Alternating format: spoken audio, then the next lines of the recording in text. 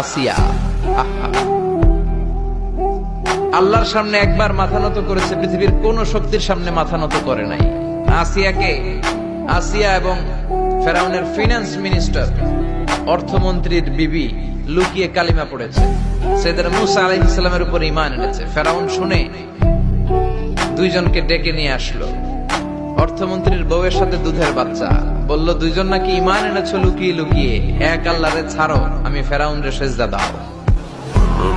এরা বলল জীবন যাবে কিন্তু ঈমান যাবে না, জীবন দিব কিন্তু ঈমান দিব। প্রথমে ধরলো অর্থমন্ত্রীর বউকে, তাড়াতাড়ি আমার পায়ে সেজদায় লুটিয়ে পড়ো। সে বলে না, জীবন যাবে ঈমান যাবে না।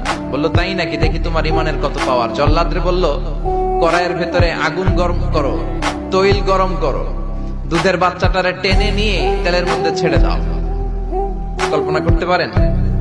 দুধের বাচ্চাকে মায়ের বুক থেকে ছিনিয়ে নিয়ে তেলের মধ্যে ফালাচ্ছে, বাচ্চাটা রোস্ট হয়ে যাচ্ছে, আর বাচ্চাটা বড় মানুষের মতো মাকে বলছে, মা চিন্তার কারণ নাই, এটা উত্তপ্ত তেল নয়, এটা জান্নাতের বাগান। ভয় নাই মা, তুমি চলে আসো, তুমিও লাফিয়ে পড়ো, শাহাদাতের পেয়ালা থেকে মিষ্টি সুধা পান করো। মহিলার ঈমান আরো বেড়ে গেল। সে বলল আমি জীবন যাবে ঈমান যাবে। ফেরাউন বলল তোর ঈমান কত আমি দেখে নেব। এই মহিলাটাকেও উত্তপ্ত তেলের মধ্যে ছেড়ে দেয়। বাকি রইল ফেরাউনের বউ আসিয়া। আসিয়ারে ফেরাউন বলল, আসিয়া এক আল্লাহর ইবাদত ছাড়ো, আমারে সেজদা দাও। আসিয়ারও এক কথা, জীবন দিব ঈমান দিব। ফেরাউন বলে আসিয়া তোরে উলঙ্গ করব, বউ হয়েছিস, আই ডোন্ট কেয়ার। হাজার হাজার মানুষের সামনে নিজের বউকে উলঙ্গ করলো। তক্তার মধ্যে উলঙ্গ বউকে শুইয়ে হাতের মধ্যে পেরেক ঢুকালো, পায়ের মধ্যে পেরেক ঢুকালো। এক একটা পেরেক ঢুকায় তক্তার মধ্যে ছিদ্র হয়ে ঢুকে আর ফিনকি দিয়ে রক্ত বেরোয়।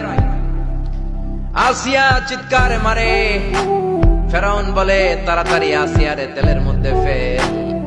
আল্লাহ বললেন জিব্রাইল যা, জান্নাতটা তুলে নিয়ে আসিয়ার চোখের সামনে ধর। আমার আসিয়া জান্নাত দেখে দেখে যেন আমার কাছে আসে।